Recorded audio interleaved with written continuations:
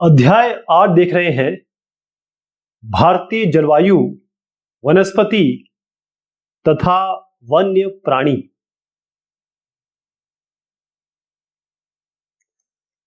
हमारे देश का फैलाव काफी है, चाहे हम उत्तर से दक्षिण दिशा में लें या पूर्व से पश्चिम दिशा में लें। इसके कारण हमारे देश में मौसम, जलवायु, क्लाइमेट ये अलग अलग है, भिन्न भिन्न है। तो पहले दो शब्द इसमें आते हैं, उसका थोड़ा अंतर समझिएगा। पहली चीज है मौसम। मौसम, ये मौसम क्या होता है? आप मानिए जैसे सुबह ठंडा होता है, जैसे 5 बजे आप सुबह उठते हैं सो के, तो आपको ठंडा लगता है। फिर दोपहर के 12 बजे आते आते आपको थोड़ा सा गर्म लगने लग जाता है। शाम के 7-8 बजे फिर से थोड़ा सा ठंडा हो जाता है। तो जब ये टाइम के बारे में आप बात करते हैं, यानी कि हर एक दिन जिस तरीके से परिवर्तन हो रहा है या वायुमंडल की क्या स्थिति है, उस समय तापमान क्या है, बरसात क्या हो रही है, सूर्य की कितनी किरणें आ रही है, कितनी गर्मी हो रही है, इसे हम कहते हैं मौसम। हम कहते हैं आज बड़ा मौसम गर्म है, आज बड़ा मौसम जो ठंडा है, आज तो हमें वूल पहनना चाहिए, ऊनी वस्त्र पहननी चाहिए। अगर आपको गर्म लगता है तो आप बोलेंगे कि अरे शिकंजी बना दो भाई, कोल्ड ड्रिंक ले आओ भाई, ऐसा आप बोलते हैं। तो ये हो गया आपका मौसम। लेकिन जो ये शब्द है जलवायु, ये कहां से आई है? पहले मैं बताऊं आपको, ये जो मौसम शब्द है ये मौसिम,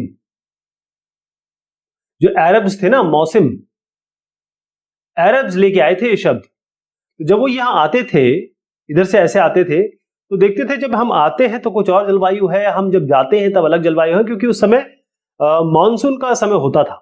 जब आते थे और जाते थे तो उसी के लिए उन्होंने मौसम रख दिया, उसी से मौसम बन गया, उसी से मानसून कहते हैं हम। ये सारे शब्द वहीं से आए हैं। उन्होंने कहना शुरू कर दिया, जो ट्रेडर्स आते थे, ट्रेडर्स यानी जो यहाँ पर व्यापार करने आते थे, खास तौर पे हमारे जो मसाले वगैरह का। तो मौसम तो हो गया। अब ये जलवायु क्या है? जलवायु का मतलब ये होता है कि अभी मैं आपको बताऊंगा कि इस जगह की जलवायु इतनी है, यहाँ का टेम्परेचर इतना है। तो आप बोलेंगे अरे सुबह तो अलग रहता है, दोपहर में अलग रहता है, शाम को अलग रहता है, फिर इस जगह की जलवायु या इस जगह का मौसम, इस जगह का टेम्परेचर कैसे निकाल सकते हो आप? तो मौसम और जलवायु में अंतर यह है कि मौसम जो होता है किसी समय, किसी दिन, किसी 1 घंटा 2 घंटा, आज का कल का, इस तरीके से मौसम हम जांचते हैं, नापते हैं। जलवायु का मतलब होता है कि सालों साल तक किसी एक जगह पे क्या मौसम रहा है, क्या टेम्परेचर रहा है, क्या सूर्य की कितनी किरणें आती हैं। मान अधिकतर इसको 3 साल से ऊपर, 30 years and above, 30 years and above, तो 30 साल के ऊपर अगर हम नापते हैं, मापते हैं कि भाई यहां पर गर्मी है, तो आप, कोई कहेगा अरे रात को तो यहाँ इतना, जो मरुस्थलीय इलाके हैं, इतना ठंडा हो जाता है। लेकिन जब 30 साल से नापा जाता है तो यहाँ जो टेम्परेचर 30 साल से ऊपर, वो 30 हो सकता है, 50 हो सकता है, 100 हो सकता है, लेकिन कम से कम 20-30 साल, 30 साल के ऊपर होना चाहिए। तो अब ये बन जाता है क्या? जलवायु। तो मौसम और जलवायु में अंतर समझ गया आप? मौसम मतलब किसी समय का, जलवायु का मतलब एक लंबे अंतराल में एक जगह पे किस तरीके का मौसम है, उसे हम जलवायु कहने लगेंगे। तो भारत में प्रमुख तरीके से अगर हम डिवाइड करने की कोशिश करें तो 4 तरह की हमारा मौसम हमको मिलता है, 4 तरह का।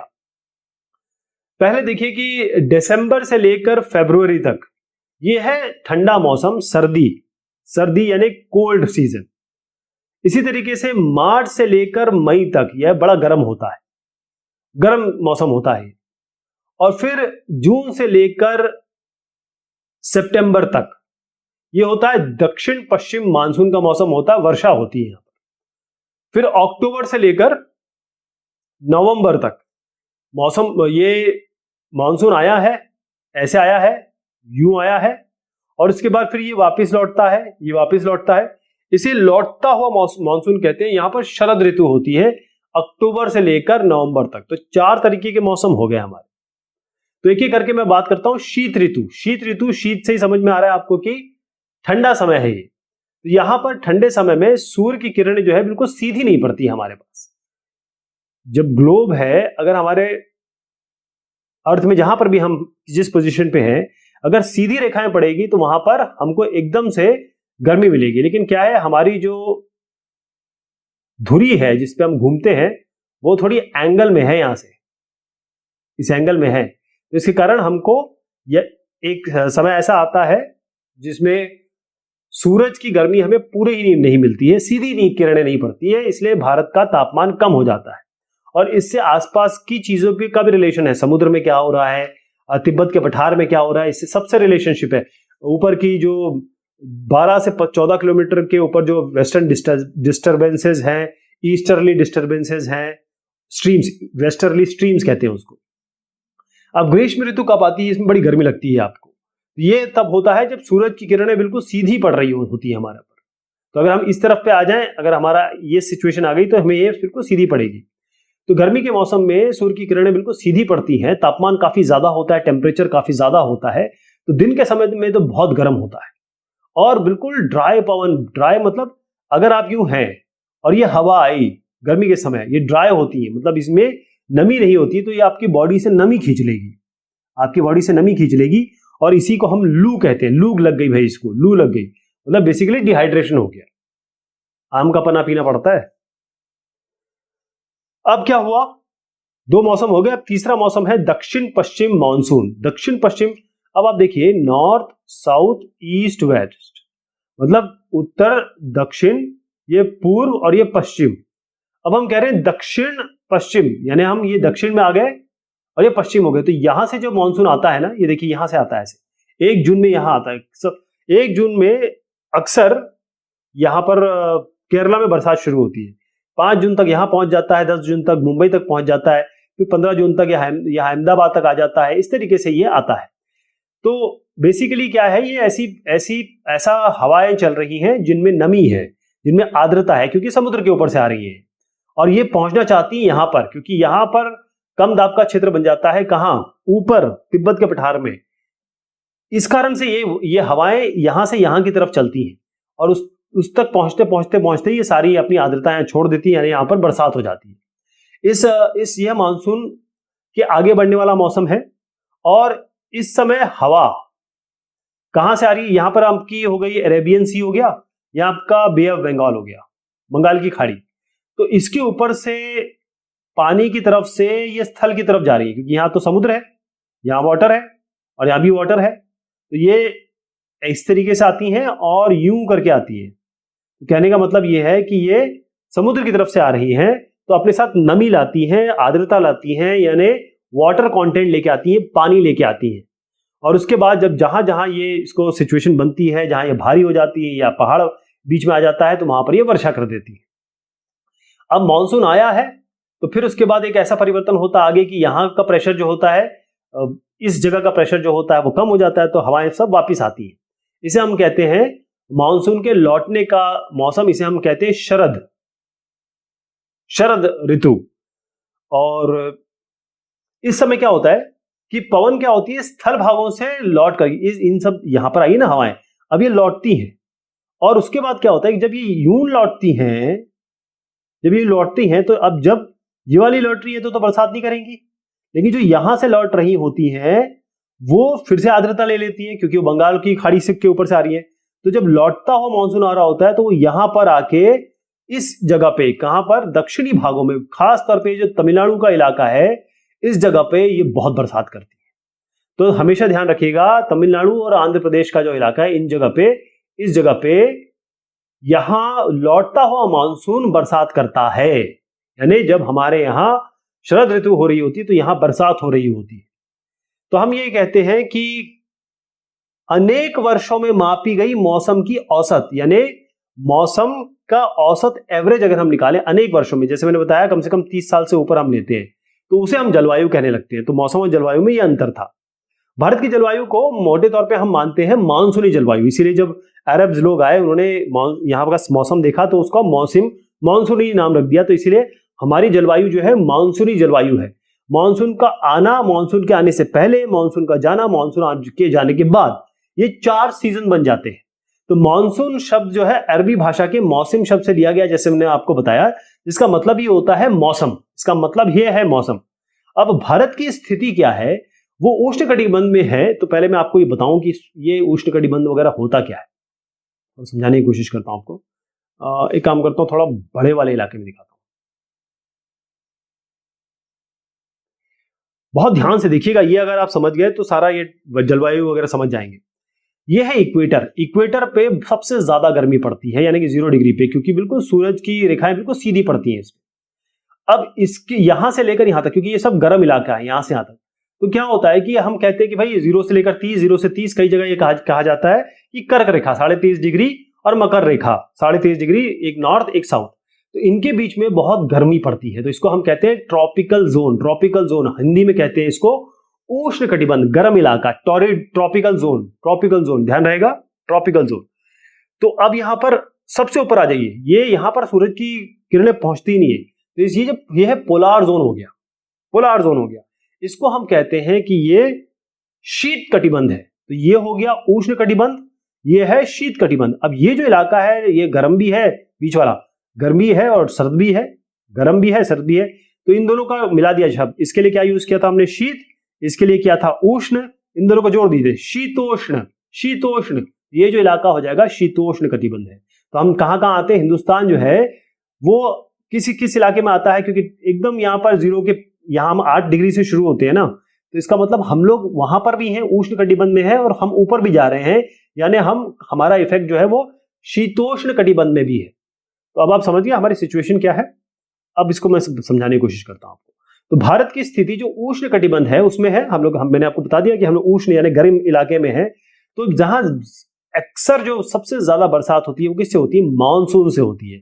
और मानसून कुछ नहीं होता, ये हवाएं होती हैं जो समुद्र की तरफ से आ रही होती हैं, क्योंकि उसको यहाँ तिब्बत का पठार भरना होता है। लो प्रेशर से हमेशा हाई प्रेशर से लो प्रेशर पे हवाएं चलती हैं, यहां पर लो प्रेशर का केंद्र बन जाता है, तो यहां से हवाएं इस तरफ जाने की कोशिश करती है, हिंदुस्तान बीच में आ जाता है, पहाड़ों से टकराती है, बरसात हो जाता है। तो भारत की कृषि वर्षा पर निर्भर है, और अगर अच्छा मानसून है इसका मतलब बहुत अच्छी फसल होगी। अब कोई भी स्थान की जलवायु किस किस चीजों पर डिपेंड करती है, पहले आप देखिए कि उसकी हाइट क्या है। यहां पर अगर आप इस इलाके पे आ जाए, जिसको हम सबसे ऊंचे ऊपर हिमालय का इलाका कहते हैं, तो वहां की ऊंचाई बहुत ज्यादा है। तो यहाँ की स्थिति क्या है, ऊंचाई क्या है, समुद्र से कितनी, समुद्र तो है ही नहीं यहाँ पे, समुद्र से कितनी दूरी है, बहुत दूरी है, बहुत दूरी है। लेकिन ये जो इलाके हैं बिल्कुल समुद्र के पास में है, तो यहाँ का जो जलवायु होगी वो यहाँ के जलवायु से बिल्कुल अलग होगी। ओके, जैसे मैं आपको समझाने की कोशिश करता हूं। चलिए यहाँ पर राजस्थान में आइए, ये राजस्थान आप देख रहे हैं। राजस्थान का जो मरुस्थल है, मरुस्थल जैसे जैसलमेर और बीकानेर ले लीजिए, मैं आपको एग्जैक्ट जगह ले जाता हूं। आप ये राजस्थान देख लीजिए, ये जो इलाका, मैं इसको थोड़ा सा अब आपको इसमें डिटेल में ले जा रहा हूं। जैसलमेर और बीकानेर, ये हो गया आपका जैसलमेर, और ये है बीकानेर। जैसलमेर बीकानेर, ये जो है ना हमारे बिल्कुल यहाँ पर पाकिस्तान फिर करीब है, इसलिए पाकिस्तान का ये इलाका भी बहुत गर्म होता है। तो जैसलमेर बीकानेर ये जो इलाके अगर मैं आपको बताऊं, यहां पर बहुत गर्मी होती है। लेकिन हमारे ही देश में जम्मू कश्मीर में द्रास भी है, करगिल भी है। मतलब मैं आपको ये इलाका दिखाने की कोशिश कर रहा हूं। अब इसको मैं थोड़ा सा यहां ले जाता हूं। देखिए जम्मू कश्मीर है, यहां देख रहे हैं KARGIL करगिल, और यह है DRAS द्रास। ये करगिल और द्रास का एरिया, करगिल का युद्ध याद होगा आपको, 90 के दशक में हुआ था ये। तो करगिल हो गया ये, और ये द्रास। तो आप देखिए कि ये जो द्रास और करगिल है, यहां तो सब 0 टेम्परेचर हो जाता है, माइनस में चला जाता है टेम्परेचर। तो हमारे देश में ऐसी भी जगह है। अब तटीय क्षेत्रों में आ जाए, ये हो गया आपका मुंबई, महाराष्ट्र की राजधानी आपकी मुंबई हो गई। इसके बाद हम अगर यहां पर आ जाए, वेस्ट बंगाल, यहाँ की राजधानी क्या हो गई आपकी, कोलकाता। कोलकाता, तो यहां कोलकाता हो गया। यहीं पे आप आ जाइए, महाराष्ट्र की राजधानी हो गई आपकी मुंबई। मुंबई, तो यहाँ की जो जलवायु है इसे हम सम जलवायु कहते हैं, ना ज्यादा गर्म ना ज्यादा ठंडा, लेकिन मतलब टेम्परेचर तो नॉर्मल रहेगा, लेकिन आर्द्रता बहुत ज्यादा रहेगी। यानी क्योंकि यहाँ पर समुद्र है, समुद्र से हमेशा हवाएं इस तरफ आती रहती हैं, और नमकीन हवाएं आती रहती हैं, और इसके कारण क्या होगा, यहाँ बड़ा चिकट चिकट सा लगे, मतलब ऐसे जैसे मतलब नमक जम गया हो और गीलापन सा लगेगा। इसकी आर्द्रता बहुत ज्यादा होती है। इस कारण से यहाँ के जितने भी इलाके, यहां से यहां तक कहीं भी आप चले जाइए, इन सब इलाकों में, ये जो भी मैं आपको बॉर्डर इलाके दिखा रहा हूं, इन सब जगह पे इसी तरीके का मौसम आपको मिलेगा। लेकिन अगर कहीं और का मौसम कुछ और है तो फिर थोड़ा सा इफेक्ट थोड़ा अलग होगा, ठीक। लेकिन अब मुंबई और वेस्ट बंगाल का आप समझ गए। अच्छा, हमारे देश में एक ऐसी जगह है जहां पर विश्व में सबसे ज्यादा बरसात होती है। एक जगह थी चेरापूंजी, जब हमने पढ़ा था तो चेरापूंजी जगह थी, लेकिन अब उसी के बगल में एक जगह है मौसिन राम। विश्व में सबसे ज्यादा बरसात वहीं होती है। और जैसलमेर का इलाका अगर मैं आपको दिखाऊंगा, वहां पर किसी किसी वर्ष में राजस्थान के जैसलमेर में वर्षा ही नहीं होती, बरसात ही नहीं होती। चलिए उस इलाके को भी दिखाता हूं मैं आपको। ये देखिएगा, मैं आपको दिखा रहा हूं मेघालय, बांग्लादेश के जस्ट ऊपर मेघालय। ये मेघालय हो गया। यहां पर है मौसिन राम, ये चेरापूंजी। चेरापूंजी के बगल में मौसिन राम है, ये देखिएगा। और जस्ट 200 किलोमीटर 100 किलोमीटर दूर यहां पर थोड़ा सा ही पास में शिलांग है, जहां बरसात पानी की कमी है। और मौसिन राम में विश्व की सबसे ज्यादा बरसात होती है, 11,873 मिलीमीटर। ये इतना एवरेज ईयरली रेनफॉल है इसका। और अगर मैं आपको एक और मैंने आपको जगह बताई, ये जैसलमेर में ऐसी जगह है जहां पर कभी कभी बरसात ही नहीं होती, पूरे साल भर बरसात नहीं होती। तो इस तरीके का विविधता है हमारे पास। चलिए अब बात करते हैं प्राकृतिक वनस्पति की। यानी कि प्राकृतिक वनस्पति क्या हुआ? ये हुआ नेचुरल वेजिटेशन, जो प्रकृति, ऐसे पेड़ पौधे जो अपने आप उग जाते हैं, अपने आप उग जाते हैं। तो आपने देखा होगा, छोटे पौधे भी होते हैं, बहुत बड़े बड़े पेड़ भी होते हैं, मीटरों तक जाते हैं पेड़। तो छोटे पेड़ भी हैं, कहीं आपको कैक्टस दिखाई देगा, कहीं फूल वाले पौधे दिखाई देंगे, कहीं लंबे वृक्ष हैं, कहीं कहीं बहुत मतलब अलग अलग तरीके के, नीम हो गया, आम हो गया, बहुत सारे ऐसे हमको दिखते हैं। कहीं जगह जाएंगे तो नारियल, साउथ इंडिया में जाएंगे तो आपको नारियल ही नारियल मिलता है, खाने में नारियल, सब चीजों में नारियल, नारियल की चटनी, तो ये सब चीजें वहां होती है। और उसके बाद घास हो गई, झाड़ियां हो गई, ये सारी चीजें मिलती हैं। और जो भी ये पेड़ पौधे अपने आप उग जाते हैं, इसमें हमको कुछ नहीं करना पड़ता। हम ना बीज डाल रहे हैं, ना हम इसकी कोई सिंचाई कर रहे हैं, ना कुछ कर रहे हैं, ये अपने आप उग रहे हैं। इनको हम प्राकृतिक वनस्पति कहते हैं, यानी कि इसमें हमारा कोई रोल नहीं होता। ये अपने आप, इसको कोई उगाने नहीं गया है, ये अपने आप उग रहे हैं, ये अपने आप उग रहे हैं। तो जलवायु क्योंकि अलग अलग है, अब समझ में आ रहा होगा आपको कि जलवायु क्योंकि अलग अलग है, तो इसका मतलब वनस्पति भी अलग अलग होगी, हर जगह पेड़ भी अलग अलग तरीके के होंगे। तो भारत की जो वेजिटेशन है, वनस्पति है, इनको मैं 4 भाग में डिवाइड करता हूं, 5 भाग में, पांच भाग में। उष्ण कटिबंधीय सदाबहार वन, आपको मैंने बताया था हम उष्ण कटिबंध में, उष्ण कटिबंध में है। तो उष्ण कटिबंध ये वाला इलाका हो गया, है ना, जस्ट इक्वेटर से 30, तो ये वाला इलाका हो गया कौन सा? गर्म इलाका है, इसको हम उष्ण कटिबंध कहते हैं। तो उष्ण कटिबंधीय सदाबहार वन हो गया, उष्ण कटिबंधीय पतझड़ वन हो गया, कटीली झाड़ियां हो गई, पर्वतीय वनस्पति हो गई, और मैंग्रोव वन हो गए। इसमें उष्ण कटिबंधीय सदाबहार वन, इसको हम क्या कह रहे हैं? उष्ण कटिबंधीय वर्षा वन, उष्ण कटिबंधीय पतझड़ वन। देखिए नाम चेंज हो गया, तो कंफ्यूज नहीं होइएगा। आप बोलेंगे यहां पर कुछ और कहते हैं, वहां यहां कुछ और कहते हैं, ये क्या बात हुई? उष्ण कटिबंधीय सदाबहार वन और उष्ण कटिबंधीय वर्षा वन एक ही हैं, ये ध्यान रहेगा। सदाबहार का मतलब क्या होता है? अरे यार, आप तो सदाबहार हो, हमेशा खुश रहते हो। इसी तरीके से उष्ण कटिबंधीय वर्षा वन, ऐसे वन जो हमेशा सदाबहार रहेंगे, यानी कि आपको ये कभी भी अपनी पत्ती नहीं गिराते।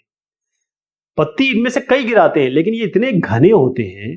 और जहां बरसात जो है अच्छी खासी होती है, जहां बरसात का एक मिलीमीटर या सेंटीमीटर माप लें, सबसे ज्यादा बरसात जिस इलाकों में होती है, वहां पर ऐसे वन पाए जाते हैं, जिसमें क्योंकि बरसात होगी तो पेड़ पौधे अच्छे से फलेंगे फूलेंगे, हरी हरी पत्तियां होंगी। तो अगर मान लीजिए कोई इनमें से पौधे अपने पेड़ के पत्ते गिराता भी है, तो भी बाकी इतने सारे होते हैं कि कवर हो जाते हैं।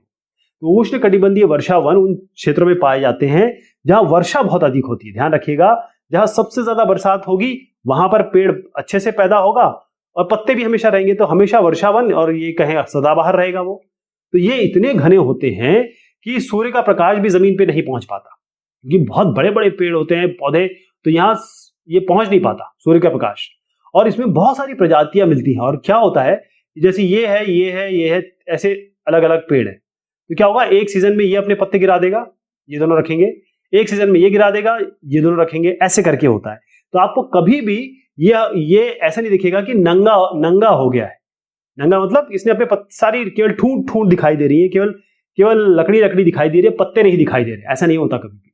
इसका मतलब ये हमेशा हमको हरे भरे दिखाई देते हैं, इसीलिए इसको हम सदाबहार कहते हैं। ये लाइन बहुत जरूरी है, इसको ध्यान रखिएगा, इससे आप दिमाग में घुस जाएगा आपके। हरा भरा दिखाई देता है, इसलिए सदाबहार वन है। अगर हम अंडमान निकोबार के द्वीप समूह में आ जाएं, इस जगह पे, यहां पर बहुत बरसात होती है। मैं अंडमान निकोबार में 7-8 साल रहा हूं, यहां तो बरसात ही बरसात है, हमेशा बरसात रहती है। मतलब बरसात इज नॉर्मल, है ना। जैसे हमारे यहाँ बरसात होना जो है नई चीज है, हम वहां बरसात नहीं होना नई चीज है। तो एक तो बरसात बहुत ज्यादा होती है वहां पर अंडमान निकोबार में, और जो हमारे उत्तर पूर्वी राज्य हैं, जैसे उत्तर ये हो गया, पूर्वी हो गया, तो उत्तर पूर्वी नॉर्दर्न ईस्टर्न वाले, जो नॉर्थ ईस्ट वाले हमारे राज्य हो गए, और ये जो पश्चिमी घाट है, इसकी जो संकरी पट्टी है यहाँ पे, खासतौर पे जो केरला वाला इलाका है उसके आसपास का इलाका है, ये जो इलाका है यहाँ पर बहुत ज्यादा बरसात होती है। और केरल में तो 1 जून को तो होती है, उसके पहले भी प्री मानसून शावर होते हैं। तो यहाँ पर आप देखेंगे कि कौन कौन से वृक्ष मिलते हैं। एक तो महोगनी, एबोनी और रोजवुड, ऐसे याद रखिएगा, एक एक के अक्षर लिख दे रहा हूं मैं। उसके बाद आप आ जाइए उस जगह, उष्ण कटिबंधीय पतझड़ वन। उष्ण कटिबंधीय ये इलाका कहलाते हैं, इसीलिए हमने इसको उष्ण कटिबंधीय कहा गया है। उष्ण कटिबंधीय पतझड़ वन का मतलब क्या है? एक सदाबहार था जो हमेशा पत्ते रखता था, लेकिन उसमें भी कई लोग पत्ते गिराते थे, लेकिन वो पता नहीं चलता था। यहां पर पतझड़ वन का मतलब ये है, अब इन तीनों का देखिएगा, ये तीनों पेड़ है। अब हम आगे उन वनों में जो यहां पर ये 3 पेड़ हैं इन वन में, अलग अलग टाइप के। होता ये है, ये भी पत्ते गिराएगा, ये भी पत्ते गिराएगा, ये भी पत्ते गिराएगा, एक ही टाइम पे सारे पत्ते गिरा देंगे। ठीक, पत्ते क्यों गिराते हैं? क्योंकि मान लीजिए यहां गर्मी पड़ रही है, तो गर्मी में ये सारे पौधे पेड़ जो है अपने पत्ते गिरा देंगे। उसके बाद क्या होगा, जैसी बरसात का मौसम आएगा, ये फिर से हरे भरे हो जाएंगे, फिर से हरे भरे हो जाएंगे। तो ये किसी पर्टिकुलर मौसम में अपने पत्ते गिरा देते हैं, तो ये इन वनों को हम मानसूनी वन कहते हैं, क्योंकि जब मानसून आएगा, बरसात हो जाएगी, तब ये फिर से पत्ते ले आएंगे। तो ये एक समय में, गर्मी के समय में अपने पत्ते गिरा देते हैं, इसीलिए इसको हम उष्ण कटिबंधीय पतझड़ वन कहते हैं। तो इसमें क्या क्या मिलता है? साल हो गया, इसमें सागौन है, इसमें पीपल है, इसमें नीम है, इसमें शीशम है, ऐसे। और कहां कहां है? आप आ जाइए यहां पर, पहले मध्य प्रदेश में। इधर मध्य प्रदेश हो गया, ध्यान से देखिएगा, मध्य प्रदेश ये वाला हो गया, उत्तर प्रदेश, फिर ये बिहार, और नीचे झारखंड, और उसके बाद ये नीचे उसके छत्तीसगढ़, फिर उड़ीसा, और यहां महाराष्ट्र। इनके कुछ भागों में यहां पर आपको ऐसा उष्णकटिबंधीय पतझड़ वन मिलेंगे। ये इस तरीके से दिखते हैं, पत्ते गिरा रहे हैं अपने, तो ऐसे दिखने लग जाते हैं, मतलब नंगे दिखते हैं। फिर ये कटीली झाड़ियां, कटीली झाड़ियां मतलब ये इस तरीके से थॉर्न होते हैं इसमें, है ना। गुलाब को ज्यादा पानी की जरूरत नहीं पड़ती, क्योंकि कांटे होते हैं उसमें, और कांटे जिस भी पेड़ में है उसका मतलब ये है कि वो पानी बचाने की कोशिश करता है, वो पेड़ पानी बचाने की कोशिश कर रहा है। तो ये वहां पर ऐसी वनस्पतियां वहां मिलेगी जहां पर ड्राई सीजन होगा। ड्राई मतलब डेजर्ट सीजन होगा, या फिर एक कहें वहां बरसात बहुत कम होती होगी, और पानी में आर्द्रता भी कम होगी, पानी में वाटर का कंटेंट, पानी का कंटेंट कम होगा। हवा में पानी का कंटेंट कम होगा, इसलिए कांटेदार पेड़ पौधे होते हैं। जैसे आपका कैक्टस हो गया, हिंदी में लिखते हैं कैक्टस, आपका खैर हो गया, ये बबूल हो गया, कीकर हो गया, ये सारे के सारे आपको ऐसी जगह मिलेंगे, कटीली झाड़ियां, जहां पर बरसात बहुत कम होती है, ड्राई सीजन होता है। जैसे आप देखिए, मैंने आपको बताया था अभी भी, राजस्थान ये बड़ा ड्राई इलाका है, पंजाब हो गया, हरियाणा हो गया, और जो पश्चिमी घाट है उसके पूर्वी ढालों में देखिए, ये पश्चिमी घाट है, यहां पर पहाड़ है, यहाँ उठान है, इस तरीके से है, पहाड़ नहीं है, ऐसी हाइट है। ये तो आपका कोस्टल एरिया हो गया, तो ये उठान है। तो यहाँ पर क्या होता है, बरसात आती तो है, बरसात कर तो देती है, मतलब इन इलाकों में बरसात हो तो जाती है, लेकिन ये इलाकों में बरसात नहीं हो पाती, क्योंकि पानी तो यहीं पे जम गया, तो यहीं गिर गया। तो ये जो इलाके हैं, यहाँ पर बेचारा बड़ा दिक्कत हो जाती है, इसलिए ये इलाके बड़े ड्राई होते हैं।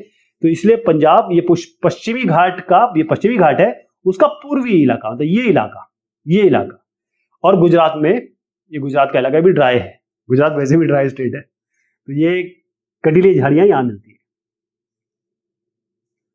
अब पर्वतीय वनस्पति, जहां जहां पहाड़ होंगे वहां पर आपको पर्वतीय वनस्पति मिलेगी। आप जानते हैं यहाँ पर यहाँ पर आपका हिमानी भी है, या हिमाद्री कहते हैं उसको, और यहाँ पर हिमाचल भी है, शिवालिक भी है। ये सारे इलाके जो यहाँ से यहाँ तक देख रहे हैं, यहाँ आपको मिलेंगे। तो हाइट से बढ़ते चले जाइए, जैसे आप मान लीजिए 1000 से 2000, 2000 से 3000, ऐसे करके 8000 किलोमीटर तक, वैसे 8000 मीटर इतनी हाइट तक चले जाएंगे, तो वहां तो आपको वनस्पति मिलेगी नहीं, क्योंकि वहां हमेशा बर्फ से ढका रहता है। तो हम जैसे हाइट से बढ़ते रहते हैं ना पहाड़ों में, तो यहाँ पर पेड़ चेंज होते रहते हैं। तो पर्वतों में ऊंचाई के अनुसार हम वनस्पति अलग अलग देखते हैं। जैसे जैसे ऊंचाई बढ़ती है, तापमान गिरने लगता है, कम होने लगता है। तो अगर 1500 से लेकर, अगर आप देखें 2500 मीटर, अगर ये ऊंचाई है, तो यहाँ पर आप देखेंगे कि जो ये इस तरीके से आपको पेड़ मिलेंगे, यानी शंखवार कोनिकल टाइप के, ऐसे ऐसे मिलेंगे। क्यों?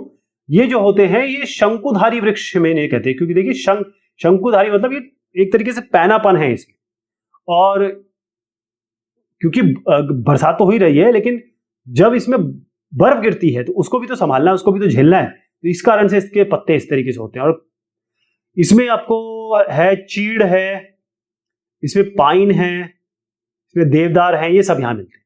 इसके अलावा हो गया मैंग्रोव। अच्छा, मिलते कहां का है वो, ये सारा इलाका देखिए, अगर मैं आपको दिखाऊं, थोड़ा एल्पाइन पे चले जाते हैं। ये है एल्पाइन, ध्यान रखिए एल्पाइन की बात कर रहा हूं मैं। ये जम्मू कश्मीर का इलाका हो गया, हिमाचल का इलाका हो गया, थोड़ा बहुत यहाँ अगर आप उत्तराखंड के इलाके में देखेंगे, ज्यादा नहीं है, सिक्किम और ये अरुणाचल प्रदेश यहां मिलता है।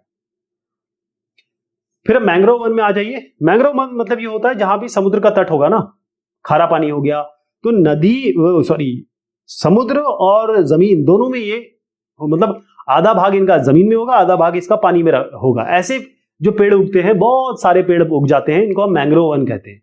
तो ये खारे पानी में भी रह सकते हैं, जैसे समुद्र के बारे में मैंने बात की। खासतौर पर जो पश्चिम बंगाल है, इसका यहाँ पर एक सुंदर वन का इलाका है। अंडमान निकोबार द्वीप समूह में भी बहुत मिलते हैं। तो सुंदरी, एक सुंदरी करके वनों में एक बहुत जबरदस्त प्रजाति, यानी कि सुंदरी प्रजाति एक पेड़ का नाम है, समझ लीजिए। तो इसी कारण से इसका नाम सुंदरबन पड़ा हुआ है। सुंदरबन क्यों पड़ा है?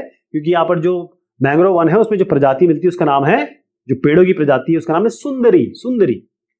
अब वन देखिए हमारे लिए बहुत बहुत इंपॉर्टेंट। सबसे पहले तो ये ऑक्सीजन, कोई भी पेड़ होता है वो ऑक्सीजन छोड़ता है और कार्बन डाइऑक्साइड लेता है। तो एक तो ये ग्लोबल वार्मिंग कम कर रहा है, और दूसरा ये है कि ऑक्सीजन हमें सांस लेने के लिए दे रहा है। पहली चीज तो ये होगी। अब अगर कोई भी पेड़ ऐसे लगा है तो ये मिट्टी को बांध के रखेगा, इसकी जड़ें होंगी यहाँ पे, तो पानी आएगा, हवा आएगा, मिट्टी नहीं ले जा पाएगा। तो एक तरीके से ये सॉइल इरोजन या मृदा अपरदन को रोकता है। वनों से हमें क्या क्या मिलता है? लकड़ी मिलती है, चारा मिलता है, जड़ी बूटियां, लाख, शहद, गोंद, पता नहीं क्या क्या, हर चीज मैं कहूंगा ये तो हमारे लिए बिल्कुल जान है। अब मैं आपको बता भी देता हूं हमें क्या क्या मिलता है। बहुत सारी चीजें यहाँ पर दी है, दवाई हो गई, आश्रय हो गया रहने के लिए, सब गांव में तो इसी का उपयोग होता है, टाट पत्रों का। चारा हो गया, ईंधन हो गया, फ्यूल, खेल का सामान, फर्नीचर हो गया, रबड़, इमारती लकड़ी, वन जीवों का ये प्राकृतिक निवास है, गोंद और लाख मिल रहा है, फल है, शहद है, ऑक्सीजन सबसे जरूरी। लेकिन हम कर क्या रहे हैं? हम कर ये रहे हैं कि थोड़ा सा हमको उसको नुकसान पहुंचा रहे हैं, अंधाधुंध कटाई कर रहे हैं। पेड़ों को काट देंगे तो हमें नुकसान ही नुकसान है सर, बहुत ज्यादा नुकसान है। तो इसलिए जरूरी ये है कि हम वन महोत्सव वगैरह जैसे कुछ ऐसे आयोजन करें जिससे लोगों को, खासतौर पे बच्चों को हम समझाएं, देखो बेटा पेड़ से जरूरी कुछ नहीं है। वन्य प्राणी यानी हम वाइल्ड लाइफ के बारे में बात कर रहे हैं। वाइल्ड लाइफ मतलब अब जब जैसे अलग अलग जलवायु है, अलग अलग वनस्पति है, तो हर जगह अलग अलग आपको जानवर मिलेंगे, चाहे पेड़ हो, चाहे ये पक्षी हो, चाहे आपको ये एनिमल्स कह लें, मैमल्स कह लें। तो सबसे इंपॉर्टेंट चीज है ये देखिए कि कितना आलीशान जानवर दिख रहा है आपको। आलीशान, ये कौन है? ये हमारा राष्ट्रीय पशु है, बाघ। बाघ मतलब होता है टाइगर, ये हमारा राष्ट्रीय पशु है, ध्यान रहेगा। तो गिर यहां पर देखिएगा, इस जगह पे जो गुजरात के जो गिर वन है, यहां पर यहां पर एशियाई शेर, शेर का चेहरा दिख रहा है आपको, यहां एशियाई शेर रहते हैं।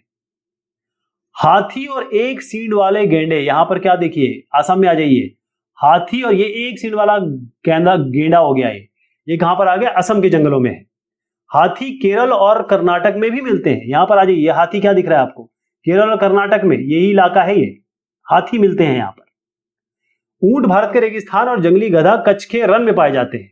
मतलब ये जो भी अपना ये वाला इलाका है ना, इस जगह पे आपको ऊंट मिलेंगे, क्योंकि ऊंट को हम कहते हैं वो मरुस्थल का जहाज कहते हैं उसको। इस जगह पे क्या क्या मिलेंगे मैंने आपको बताया, जंगली गधा और रेगिस्तान, बल्कि पाकिस्तान, ये तो हमारा पाकिस्तानी है ना एक तरीके से, वो तो हमारा भाई है, यहीं पे तो था। वहां पर सबसे ज्यादा गधे मिलते हैं, यही इलाका तो है वो। इसके बाद जंगली बकरी, हिम तेंदुआ, भालू, ये सब इस इलाके में मिलते हैं। ये सब ऊपर देखिए आपको दिख रहा होगा कुछ इस तरीके के, ठीक है। यहाँ पर ये सारे इलाकों में आपको भालू भी मिल जाएंगे, आपको तेंदुआ भी मिल जाएगा, बकरी भी मिल जाएगी। इसके अलावा हर जगह बहुत सारे ऐसे हैं जहां पर बंदर है, बंदर तो हर जगह दिख जाएंगे आपको, सियार, भेड़िया, नीलगाय, चीतल, ये आपको हर जगह दिख जाएगा। मोर हमारा राष्ट्रीय, ये देखिए ये भी एक बहुत आलीशान सा आपको पक्षी दिख रहा है, ये हमारा राष्ट्रीय पक्षी है। कौन? पीकॉक। पीकॉक यानी पीकॉक को हम क्या कहेंगे, इसको मोर। मोर। भारत में पक्षी में तोता है, मैना है, कबूतर है, बुलबुल है, बत्तख, ये भी आपको मिलता है। भारत में सांपों की भी बहुत सारी प्रजातियां हैं और उनमें कोबरा और करैत, दिखाता हूं मैं आपको कैसे दिखते हैं। सांप बहुत सारे हैं जिनको हम रेप्टाइल सरपेंट कहते हैं, रेप्टाइल भी है हमारे यहाँ बहुत सारे। ये है कोबरा, फन फैलाए हुए, और ये है क्रेट। क्रेट भारत में हर जगह आपको मिल जाएगा। अरे सांप निकला, सांप निकला, आप रास्ते में चलेंगे सामने से गुजर रहा होगा ये। अब चक्कर ये है कि वन को हम काट रहे हैं, इन जानवरों को मार रहे हैं, इससे हम बहुत सारा नुकसान कर रहे हैं। ये नहीं करना चाहिए यार, प्लीज रिक्वेस्ट है आप लोगों से, ये सब नहीं करना है ना। और कोई कर रहा हो तो रोकिए इसको। ये इसके लिए सरकार ने बहुत सारा काम किया, जैसे बाघों को बचाने के लिए, हाथियों को बचाने के लिए बहुत सारी उन्होंने प्रोजेक्ट्स या परियोजनाएं चलाई हुई हैं। और उसके संदर्भ में अगर मैं आपको दिखाना चाहूं तो आप देखें यहाँ पर नेशनल पार्क गोल गोल जो है ना, ये गोल गोल सारे नेशनल पार्क्स हैं। ये जो क्रॉस करके ये सब वाइल्ड लाइफ सेंचुरीज है, ये सारी वाइल्ड लाइफ सेंचुरीज है यहाँ पे। और उसके बाद टाइगर रिजर्व्स है, टाइगर रिजर्व्स है। अब देखिएगा ये वाले सब टाइगर रिजर्व्स हैं। और टाइगर रिजर्व्स कहाँ होंगे, जहां पर टाइगर्स मिलेंगे इधर। तो ये इतने कम हो गए हैं, बड़ा नुकसान वाली बात है कि ये जानवरों को और उसको पशु पक्षी को बचाओ यार, यही आपसे एक गुजारिश है। इसके अलावा हमारे कुछ दोस्त भी हैं, हमारे कुछ जैसे कहेंगे ना कि हम हमारे यहाँ वो हमारे दोस्त भी आते हैं, जैसे पेलिकन, साइबेरियन क्रेन, आपके स्टॉर्क, फ्लेमिंगो, पिनटेल, बतख, करलियू। हर साल ये लोग आते हैं हमारे यहाँ, आते हैं जब वहां का इलाका बड़ा ठंडा हो जाता है या कुछ और तरीके प्रॉब्लम है, तो यहाँ पर साइबेरियन क्रेन साइबेरिया से दिसंबर के महीने में आते हैं, मार्च के आरंभ तक रहते हैं। तो हमारे ये दोस्त हैं या कहें हमारे अतिथि हैं, तो इनका हमको ख्याल रखना चाहिए। तो ये बात हुई इस चैप्टर की। बहुत शुक्रिया, बहुत मेहरबानी आप सभी की।